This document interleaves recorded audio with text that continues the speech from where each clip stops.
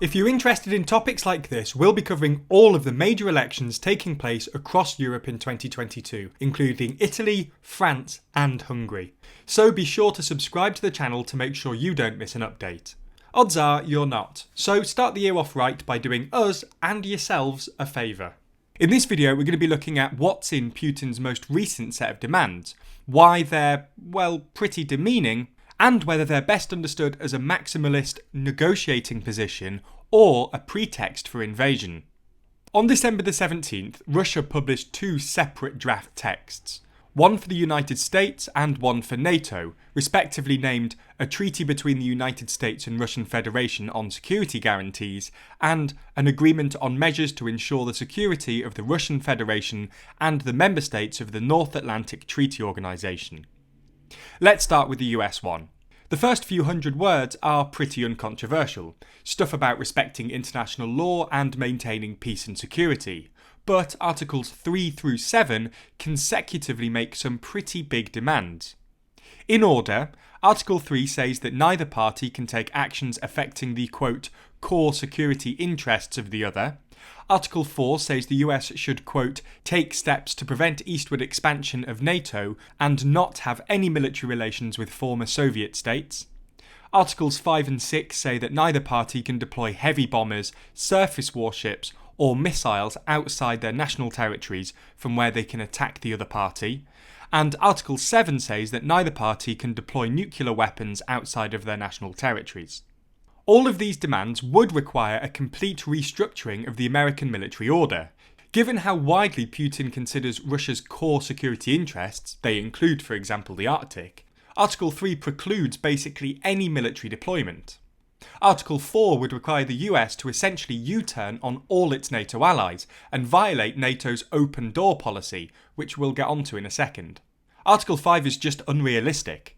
Both Russia and the US love flaunting their military might outside their own territorial waters, while Article 6 would in practice ban the US from deploying missiles in Europe while leaving Russia free to deploy similar missiles against NATO countries.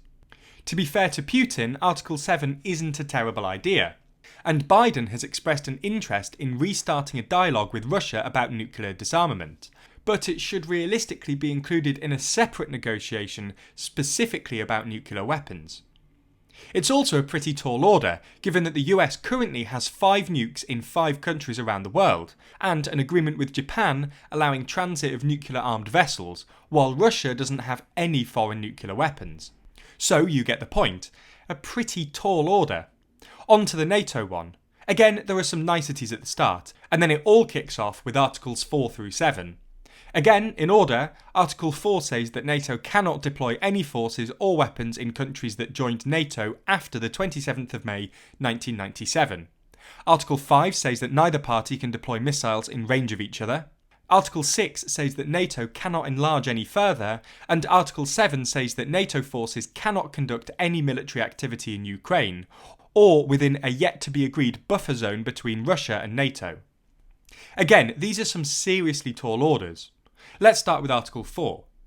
27th of May 1997 was when the Founding Act on Mutual Relations, Cooperation and Security between NATO and the Russian Federation was signed by Boris Yeltsin, Bill Clinton and the 15 members of NATO. The agreement states that, quote, in the current and foreseeable security environment, NATO will refrain from permanent stationing of substantial combat forces in new members' territories, and Russia will, quote, exercise similar restraint.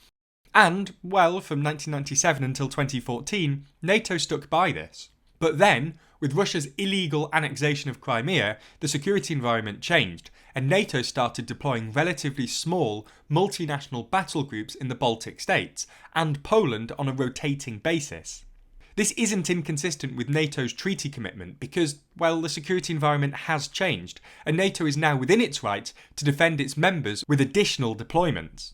It's also worth noting that a return to the state of affairs in 1997 would entail Russia withdrawing its forces from Abkhazia, South Ossetia, Crimea and Donbass, which unsurprisingly isn't mentioned in the draft text.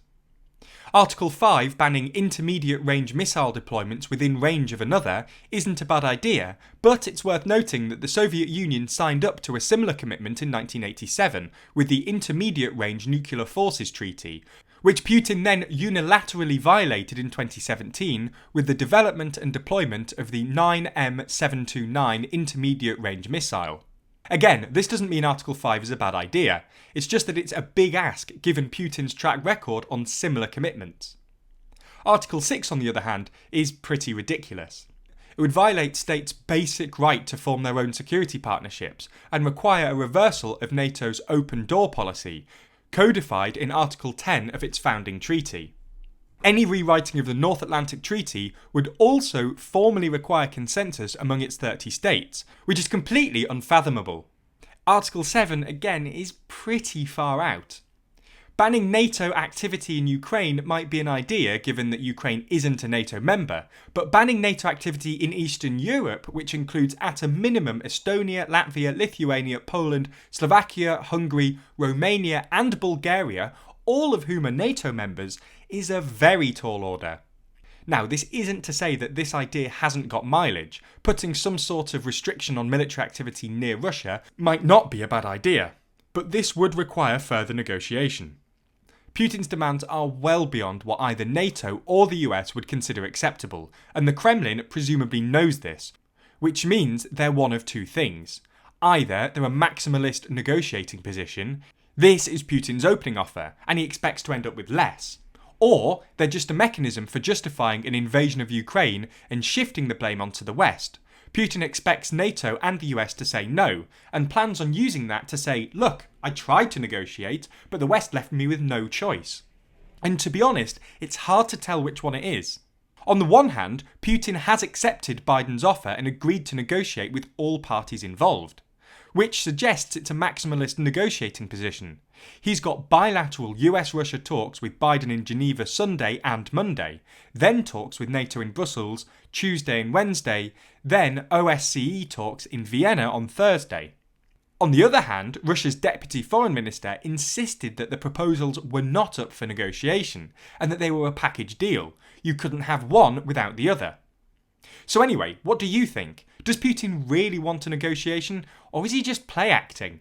And are these proposals even workable as a starting position for negotiations, or are they just far too beyond the pale?